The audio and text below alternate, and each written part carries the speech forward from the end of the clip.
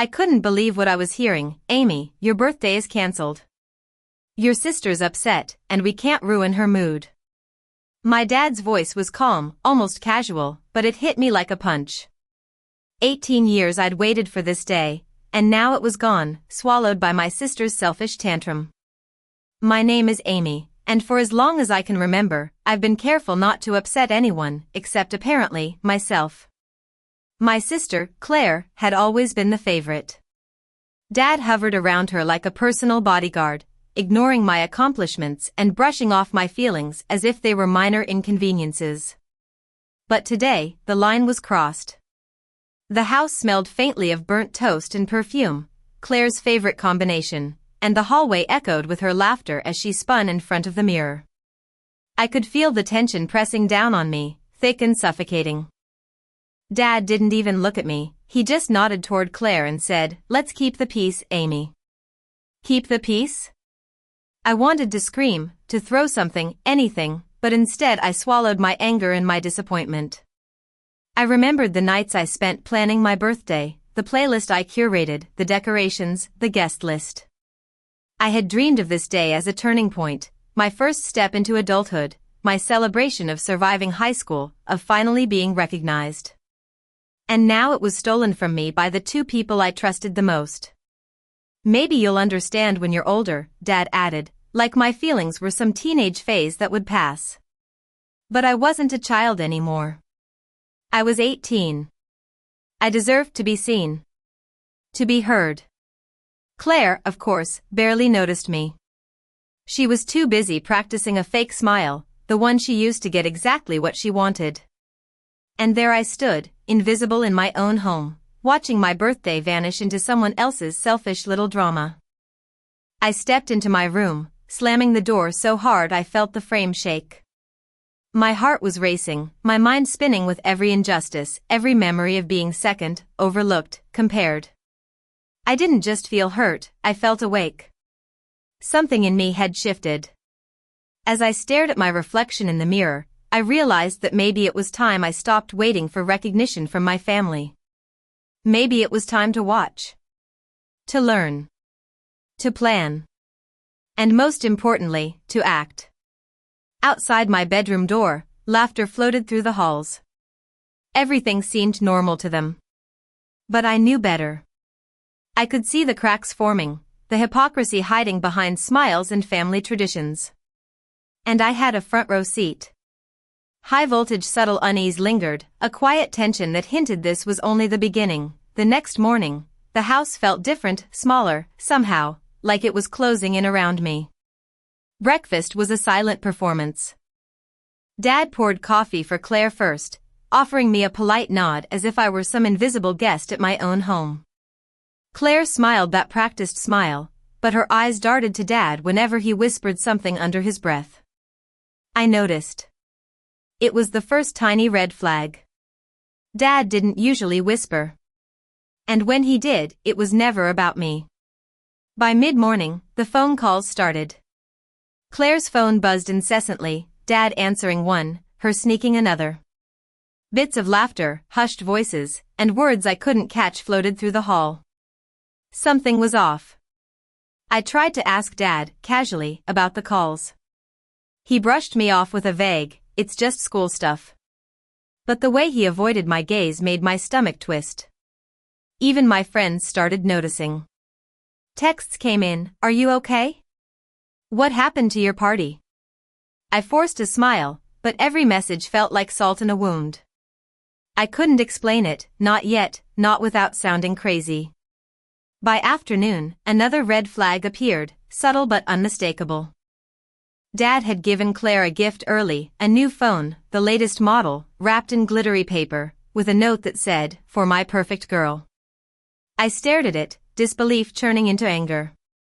I didn't get a word, a card, or even a mention. It wasn't about the gift itself, it was the message. Claire was being rewarded for, what? Complaining? Sulking? Nothing at all? Money had always been a quiet tension in our house. Mom used to whisper about fairness when Dad wasn't listening, but now I realized it wasn't fairness at all, it was favoritism. And favoritism came with perks, privileges, and protection. I couldn't shake the feeling that I was being watched, measured, and quietly discarded. By evening, the emotional strain was unbearable. I tried reading, tried putting on a normal face, but every laugh from Claire, every nod from Dad toward her, felt like a betrayal carved into my chest. I was angry, yes, but also confused. Was I imagining it? Was this normal sibling rivalry, or something darker? The final red flag came when Dad called me into the study. His tone was unusually serious.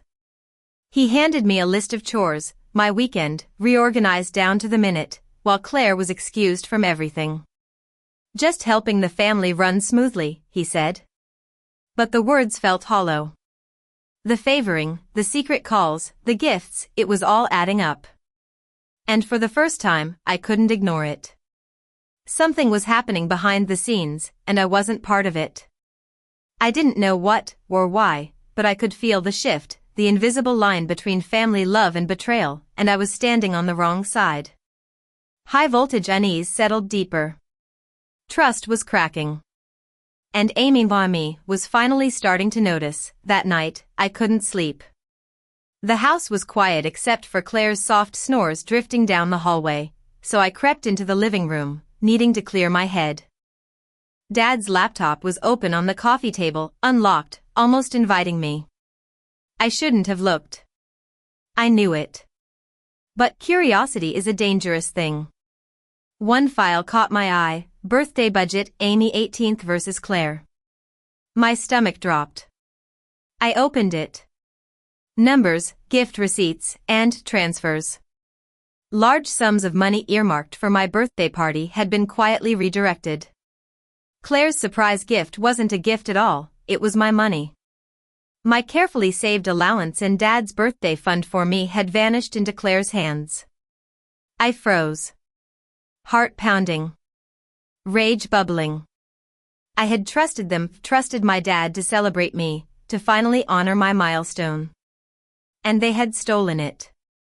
Not just the money, but my day, my memories, my recognition. All of it, gone. I wanted to scream, to cry, to demand justice, but my mind went blank. Every birthday plan, every joyful idea I'd nurtured for months, had been sabotaged. Claire had done nothing, just smiled, sulked, and let Dad do the dirty work. And Dad, he wasn't just complicit. He was the architect. Anger burned through me like wildfire. I paced the living room, trying to think. Was it my imagination? Could this really be deliberate? Every subtle favoritism, every whispered phone call, every chore list, it all made sense now. They had orchestrated it. I could feel my hands shaking, but not just from anger, something else was rising: clarity. I had been blinded by family loyalty, by the idea that love meant protection. But what I had witnessed tonight wasn't love. It was betrayal dressed up as care, hidden behind smiles and excuses. I replayed the moments in my mind: Dad canceling my party for Claire's bad mood, the early gift, the whispered calls, the extra chores. It all pointed to the same truth: I had been erased, my celebration stolen, my worth measured against Claire's whims. For a moment, despair threatened to swallow me. Could I forgive them? Could I even face them tomorrow without breaking? But somewhere deep inside, a different voice rose, a voice I hadn't listened to before. It whispered, "You don't have to take this. You don't have to let them win." I didn't have a plan yet. I didn't know how or when or if I could turn this around. But one thing was certain: my story didn't end here. The betrayal had been revealed, and now, the clock was ticking. Every laugh, every smile from Claire, every nod from Dad was a challenge, a dare. And I intended to answer. High voltage. The room felt colder, the silence heavier. Amy's heartbreak had transformed into a quiet, simmering rage, and the first sparks of revenge had ignited. The next morning, I walked through the house like a ghost. Claire laughed over breakfast, spinning her phone around like a trophy, while Dad sipped his coffee as if nothing had happened. I tried to swallow my anger, tried to keep it hidden, but it churned inside me like a storm. Then it hit me, a sharp, piercing thought that changed everything. This wasn't just about a stolen birthday. This was about respect. About recognition. About being treated like I mattered. I had spent 18 years playing the quiet, patient child, hoping one day my family would notice. But they wouldn't, at least, not on their own. If I wanted to be seen, I had to fight for it. The realization was like a switch flipping inside me. I didn't want revenge just for the money, or the party, or even the humiliation.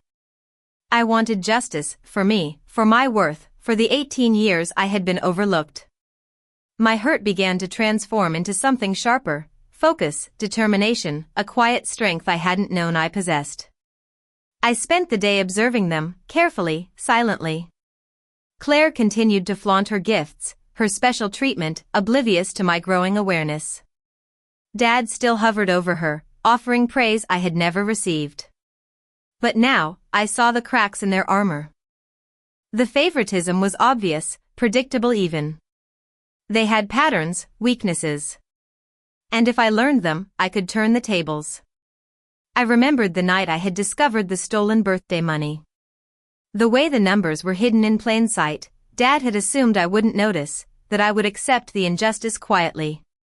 But I did notice. I had eyes. I had brains. I had heart. And I had time.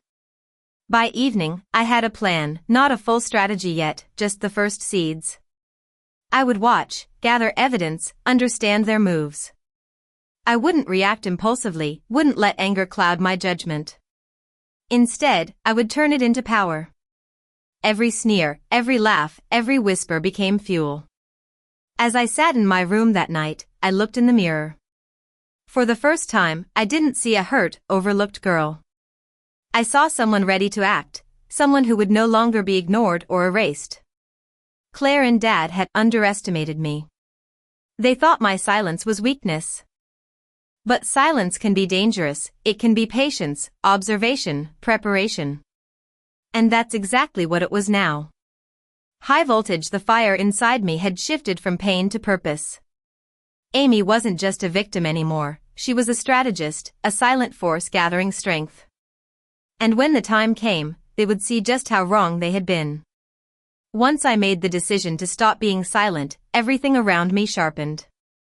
I noticed details I'd ignored before, patterns, habits, small mistakes they didn't bother hiding anymore. Dad still thought I was broken, distracted, emotional. Claire thought she had one. That belief was my greatest advantage. The first step was proof. Feelings wouldn't save me, evidence would. Late at night, when the house slept, I went back to Dad's laptop. This time, I didn't rush. I photographed everything, budget spreadsheets, bank transfers, notes labeled Claire, emergency funds that matched the exact amount meant for my birthday. I emailed copies to myself and backed them up to a cloud account Dad didn't know existed. Next came the lies. Dad told relatives my birthday was postponed. Claire told friends I'd chosen not to celebrate. I listened quietly, memorizing every contradiction. I saved messages. Screenshots. Voice notes. I let them talk. People always expose themselves when they think no one is paying attention. Then I set the trap, small, harmless on the surface. I casually mentioned to Dad that my school counselor had asked about my birthday fund, something about financial transparency for students turning 18. His face tightened for half a second. Just a flicker. But it was enough. That night, he made another call. Whispered. Panicked. I recorded it through my door. Claire, meanwhile, felt untouchable. She bragged about her new phone, her shopping trips, her bad week that somehow cost me my future memories. She didn't realize every word she said only confirmed what I already knew, she wasn't innocent. She never had been. The tension grew quietly. Dad started checking his laptop more often. Claire snapped at me for no reason. They sensed something, but couldn't see it. And I didn't rush. Revenge isn't loud at first. It's patient. I also prepared myself emotionally. I stopped hoping for apologies. Stopped expecting fairness. I reminded myself daily, they chose this. That thought steadied me. Strength replaced fear. By the end of the week, I had everything I needed, not to destroy them yet, but to corner them. The proof was solid. The lies were documented. The money trail was clear. All that remained was timing. And timing is everything. They still laughed at dinner. Still acted like they were in control. Dad even said, things are finally calm again. I almost smiled. Because calm is what comes right before the storm. High voltage, the plan was set. The trap was closing. And they had no idea their perfect little balance was about to collapse, starting with the one thing they thought they'd already taken from me, my voice. The day finally arrived. My 18th birthday. Dad and Claire assumed I'd stay silent, quietly accept the postponed celebration, and keep pretending nothing had happened. They were wrong. I dressed carefully, but not to impress them. I needed to look calm, collected, untouchable. Every detail of my plan had led to this moment. I carried my phone and laptop, filled with screenshots, recordings, and bank transfers that proved everything: the stolen birthday money, the hidden gifts, the orchestrated lies. Dinner was casual, Claire had insisted, with the family seated around the table. She flashed that smug, self-satisfied smile, convinced she had one. Dad poured drinks for her first, of course, then glanced at me with that faint, knowing nod, the one he always gave when he thought he had control. I cleared my throat. Actually, there's something I want everyone to see. They froze. Claire's smile faltered. Dad's hand tightened on his glass. I opened my laptop and projected the evidence onto the living room wall. Each spreadsheet, every transfer, every screenshot of messages, they were all there for everyone to see. Do you remember this? I asked, voice steady. My birthday fund? The money meant for my party? I pointed to the first transfer. Dad shifted uncomfortably. Or this. The gifts that were supposedly from you, Claire? Her face went pale. My parents stumbled through excuses, but I wasn't done. I played the recording of Dad on the phone, whispering about how to redirect my funds and cover for Claire. Then I read aloud messages Claire had sent to friends, laughing about taking over Amy's birthday money. The room was silent, except for my voice cutting through every lie. Claire's hands trembled. Dad's jaw tightened. They had underestimated me. Thought my silence was weakness. I leaned forward. You canceled my birthday for someone else's bad mood. You stole my money. And you lied to everyone to make it seem like I was overreacting. That's betrayal. And it stops now. By the time I finished, the humiliation was complete. Claire's smugness had vanished. Dad's authority crumbled in front of my eyes. For the first time, I was the one in control. The house that had always felt like a cage now felt like my stage. They had assumed I would fold. That I would cry in silence, that I would vanish. But I didn't. I had taken the hurt, the anger, the betrayal, and turned it into my power. High voltage for the first time, the family I had loved so deeply couldn't ignore me. The tables had turned. The stolen birthday, the favoritism, the lies, all laid bare. I closed my laptop. Calmly. Silently. And for the first time in my life, I felt truly free. The house was silent after that night. Claire didn't speak for hours, and Dad avoided my gaze entirely. The evidence had stripped away the illusion of control they thought they held. For the first time, I wasn't just Amy, the overlooked daughter, I was Amy, the one who had exposed the truth. In the days that followed, our extended family learned everything. Messages, recordings, even the spreadsheets, they all spoke louder than any argument could. The birthday money, once stolen and hidden, was returned, and the celebration I'd been denied finally happened, but on my terms this time.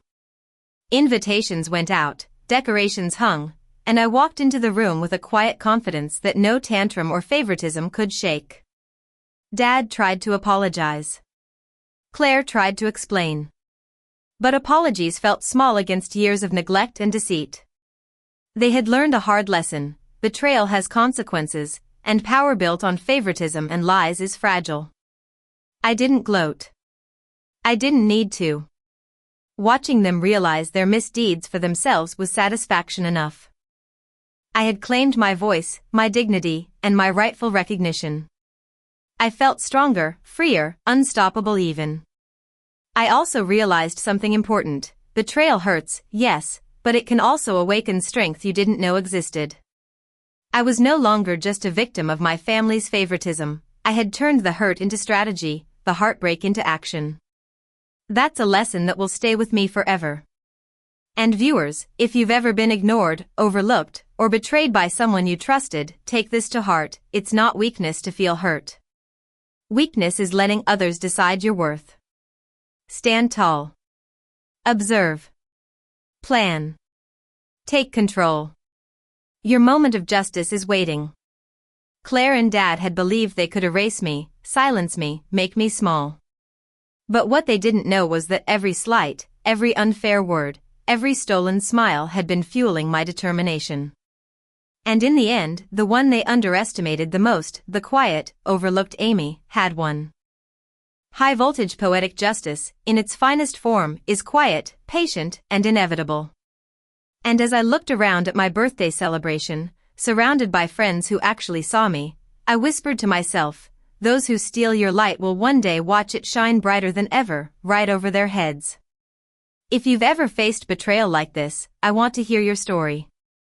Comment below, share your experiences, and don't forget to subscribe for more true stories of justice, family drama, and unexpected triumphs.